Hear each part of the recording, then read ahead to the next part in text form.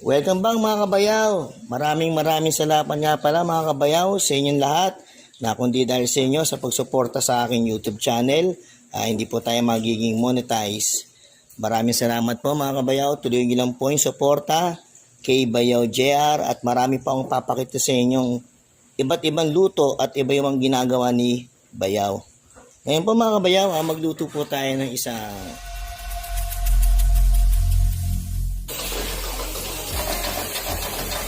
could be us. So back to what I was saying. Could be us. Tinumis. Alam niyo ba yung tinumis? Ito po. Ayan. Ito po ay yung bahay guya. At meron tayo dito tenga.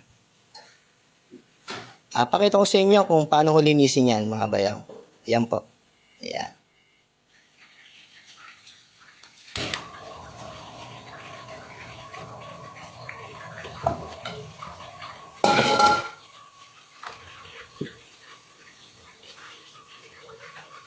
Add lang po tayo ng tubig.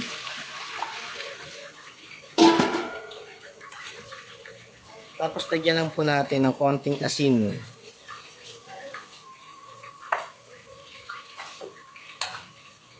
Tapos ito, meron po tayo bahay guya. Kung tawagin to bahay guya. Parte po ng bituka ng baboy ho to. Ito po yung gagawin natin laman sa tinumis. Gagawin ho natin, pakukulang po natin yung mismong bahay guya. Pag umangat po yung dumi niyan, tatapon po natin. Magsama na rin po tayo ng tenga. Tenga rin po ng baboy.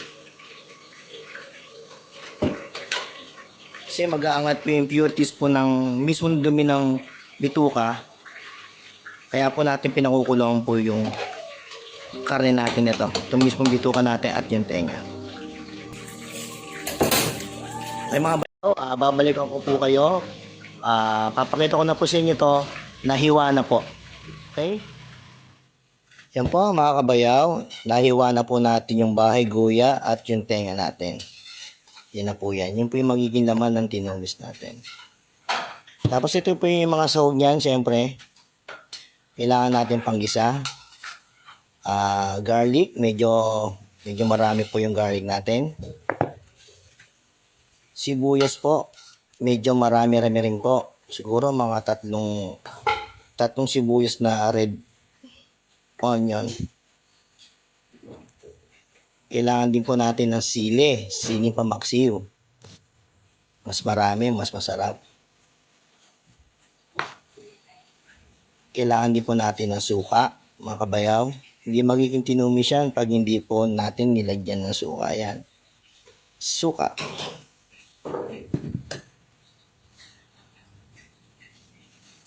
Mga bayaw lang po nakakaalam yan. Alamin na po yan. Okay mga bayaw, meron pa tayo syempre dugo. Dalawang klase po yung dugo natin ha. Ito po yung dugong bubo. At meron po tayong dugong dito na dugong sariwa. Ito naman po ay ginagawa nito ipang palapot. Ulitin ko po mga bayaw dalawang dugo po ilalagay natin sa tinumis. Isang dugong sariwa at yung dugong bubo. Magkaiba po yan.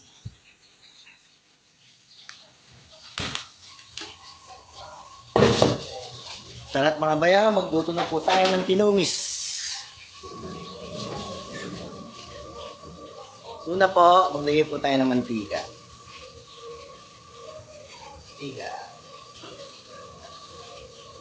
Gigisa lang po natin yung karne natin.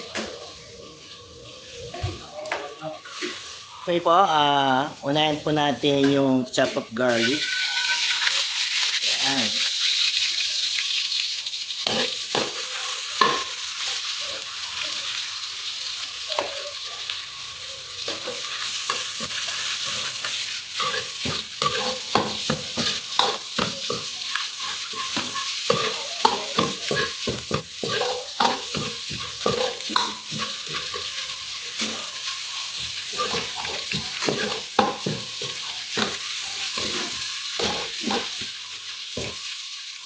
Pag golden brown na po, inis po natin ng onion.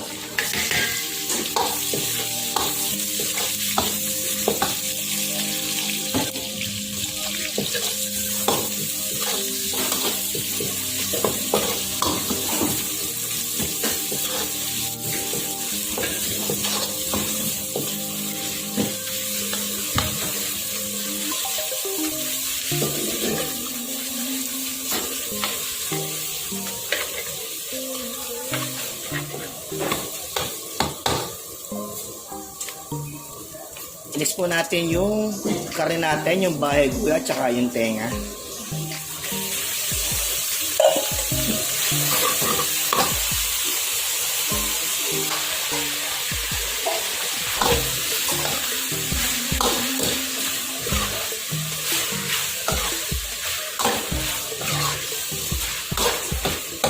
Habang ginigisa po natin, ilagay na po natin yung tatlo kong laging nilalagay.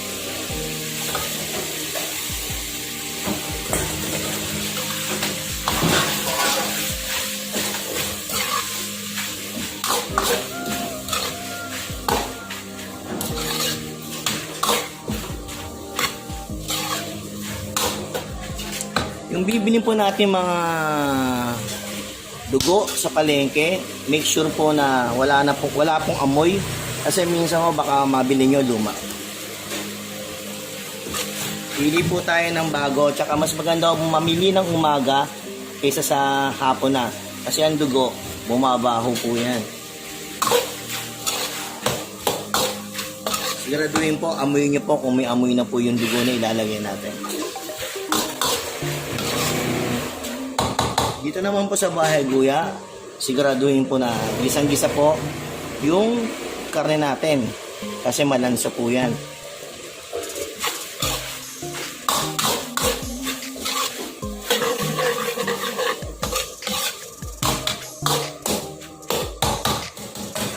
Pag alam niyo pong gisang-gisa na mga kabayaw, magad na po tayo ng pork stock.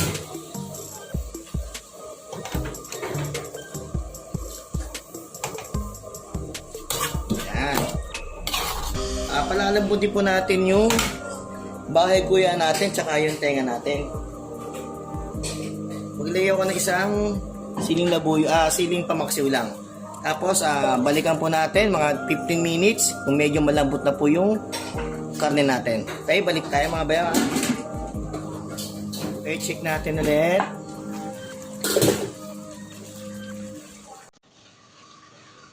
Lagay po natin yung suka natin.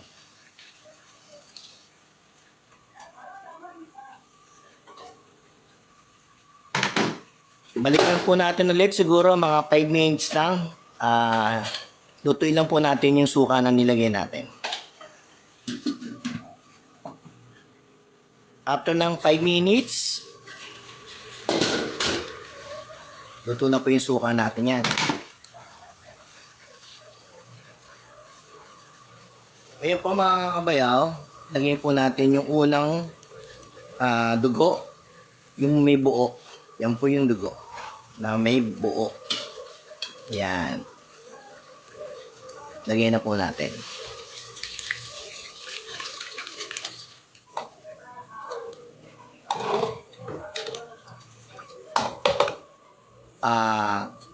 Mga kabayaw huwag mo tayo maglalagay ng pampaalat kasi po yung dugo po natin ay maalat na. Mag-a-adjust na lang po tayo dito kung alam nyong kulang yung alat, tsaka po tayo mag-add.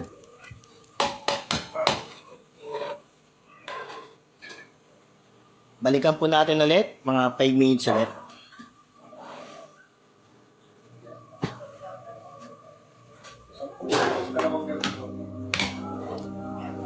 Ayan. Tapos mga kabayaw, para lumapot po yan, ilalagay na po natin yung sariwa natin dugo.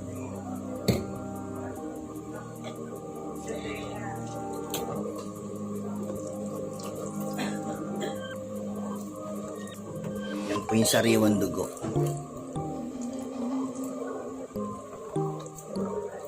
Yan po yung magpapalapot sa tinomis natin. Dalawang klase kasi yung tawag nila dito eh. Tinomis tsaka dinuguan. Parehas lang po yan. Naiiba lang po yung tawag. Pero same lang po. Tapos yung sili natin, lagay na rin po natin.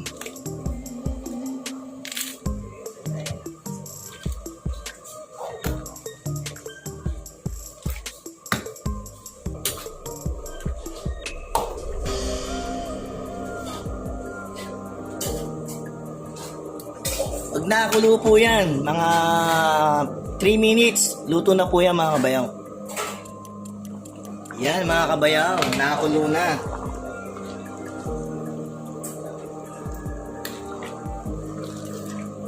Paluto na po to.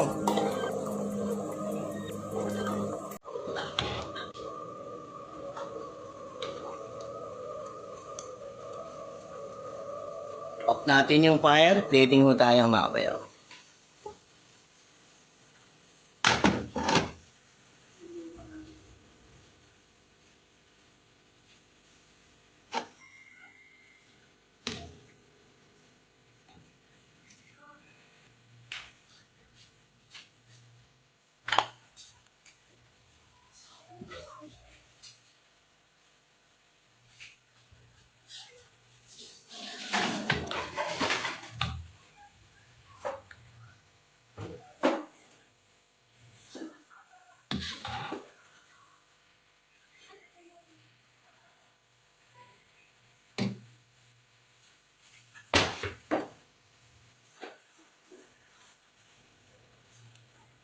Okay mga kabayaw, luto na po yung ating tinumis.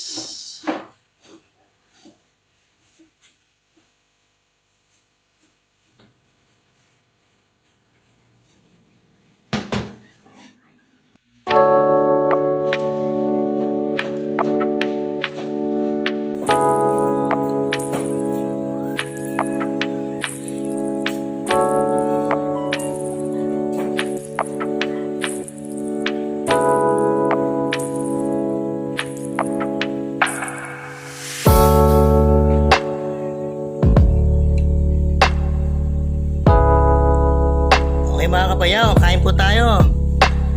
Hanggang sa muli. Paalam! like a Hellcat.